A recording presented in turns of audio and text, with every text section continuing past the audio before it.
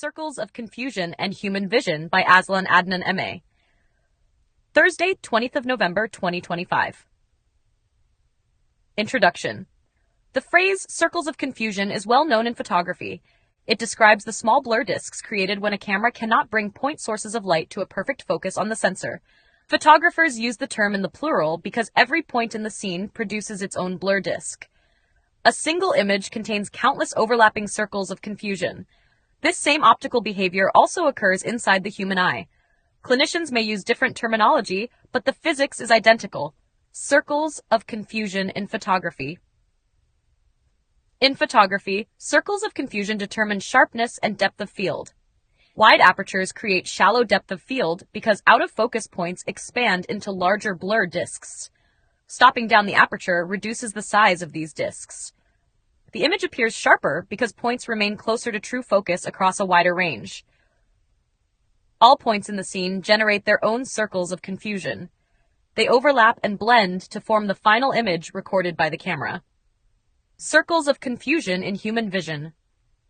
The eye creates images in exactly the same way. Light from each point in the external world must be focused onto the retina. If focus is imperfect, the point becomes a small disc instead of a sharp dot. When many points are blurred at once, the retinal image loses clarity. This happens in refractive errors such as myopia, hyperopia, and astigmatism. It also occurs in presbyopia and whenever the optical quality of the eye is reduced. A large pupil magnifies the effect just as a wide aperture does in a camera. Aberrations like coma and spherical aberration further enlarge the blur disks. In cataracts, scatter causes the disks to bloom and lose contrast. The result is softer, hazier vision. Clinicians often call these disks blur circles or retinal blur. In technical optics, they are described by the point spread function, PSF. The point spread function is a way to represent how a single point of light is imaged by an optical system. It can be illustrated mathematically or graphically, showing how light spreads on the retina. In simple cases, it may be modeled as a circular pattern, like a Gaussian or airy disk, showing the intensity of light from a point. A larger PSF corresponds to a larger circle of confusion, which means more blur. You can think of it as a map of sharpness. The more spread out the point, the less clear the image. By analyzing the PSF, eye care professionals can quantify the effects of pupil size, refractive error, or optical aberrations on vision.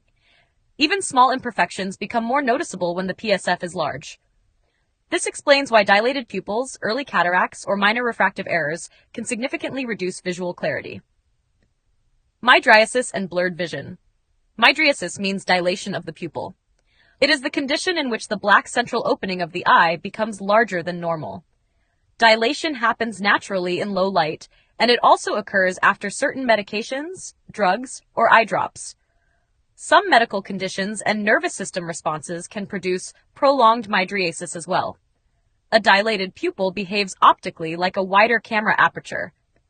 That larger aperture reduces the eye's depth of focus, so fewer distances appear in sharp view at once. With a dilated pupil, each out-of-focus point spreads into a larger blur disk on the retina.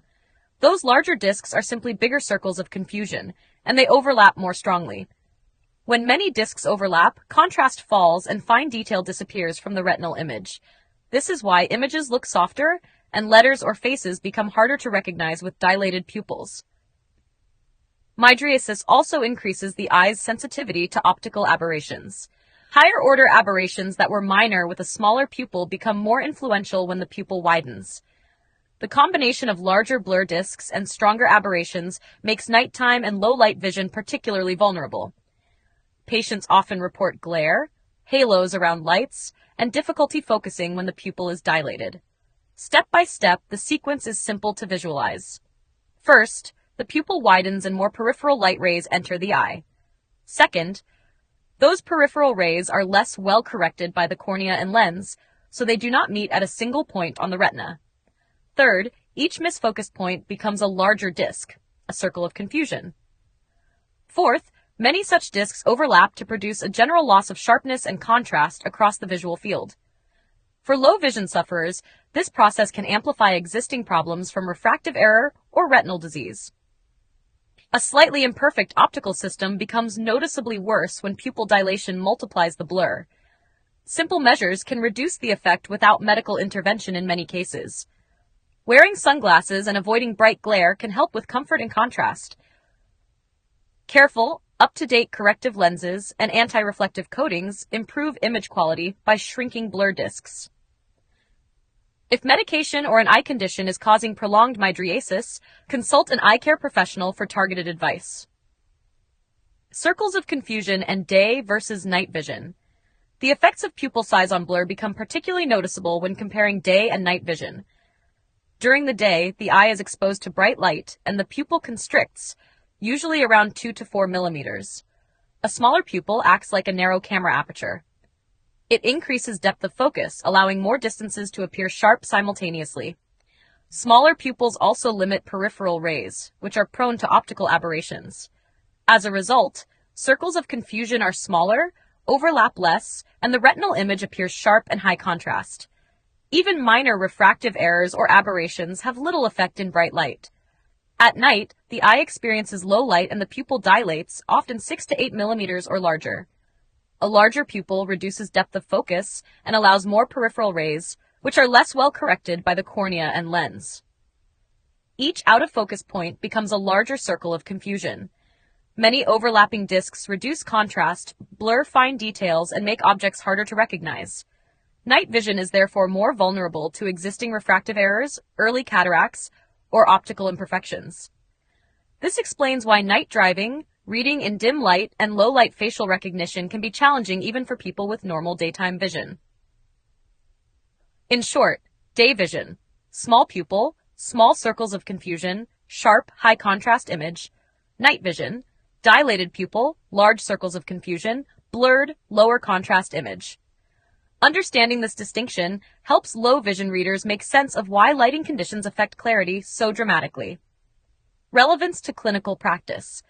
The concept guides much of optometry and ophthalmology even when unnamed. Lens prescriptions aim to shrink blur circles to the smallest possible size. Refractive surgery attempts to reduce aberrations that enlarge these discs. Wavefront mapping analyses how each point is distorted on its way to the retina. Pupil size becomes important because it controls the diameter of each blur disc. Night driving difficulties often arise from dilated pupils and larger blur patterns. Small refractive errors can feel unexpectedly disruptive. This is because even slight defocus multiplies into many circles of confusion across the entire retinal image. Understanding this helps explain why some patients remain unsatisfied even with normal acuity. Clarity depends on how the whole field of blur discs interacts, not only on a single line of letters. Conclusion. The plural term, circles of confusion, accurately reflects how both cameras and eyes form images. Every point of light generates its own blur disc when out of focus. Mydriasis, pupil dilation, magnifies those discs and increases aberrations, producing softer, lower contrast vision. Circles of confusion also behave differently in day versus night vision due to pupil size and light levels. The point spread function provides a precise way to understand and quantify these blur discs mathematically and visually. Whether we call them blur circles, defocus, or point spread functions, the optical principle is the same. Recognizing this connection helps low vision readers understand why lighting, pupil size, and optical quality matter for everyday sight. If dilated pupils are causing significant trouble, seek assessment from an optometrist or ophthalmologist for personalized care. An invitation, International Day of Persons with Disabilities, Wednesday, 3rd December 2025, 1200 to 14:30 hours. Venue, MAB Canteen, Malaysian Association for the Blind, MAB Complex. Address, Jalan Tebing, off Jalan Tun Sambanthan, 4 Brickfields, 50470 Kuala Lumpur. To commemorate the International Day of Persons with Disabilities this year, I am hosting an informal roundtable luncheon to discuss universal design. Panelists will include my friends with various disabilities, including vision impairment, physical disability, and hearing impairment, as well as my architect and lawyer friends. This informal discussion on universal design will be of interest to architects, town planners, civil engineers, quantity surveyors, advocates for accessibility and inclusivity, persons with disabilities, PWD, as well as caregivers and students of architecture and design. For a totally immersive experience, all sighted persons will be blindfolded throughout the event. Lunch will consist of a whole food, plant-based WFPB menu curated by me. This event is also open to members of the public. Attendance is by donation for able-bodied and sighted persons. Hopefully, your contribution will cover the cost of your lunch, as well as that of a PWD. Seating is limited, and at the moment there are 15 places left. To confirm your attendance, please make your voluntary contribution by scanning the QR code.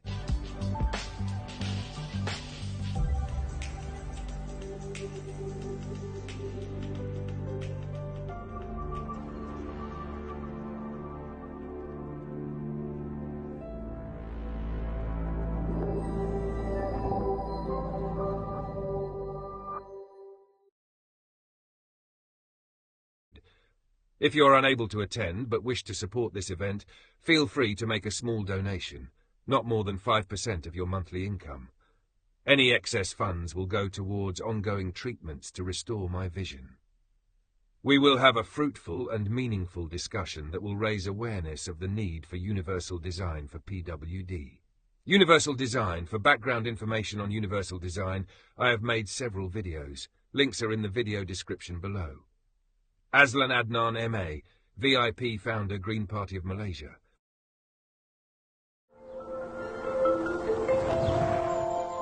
International Day of Persons with Disabilities, Wednesday, 3rd of December 2025.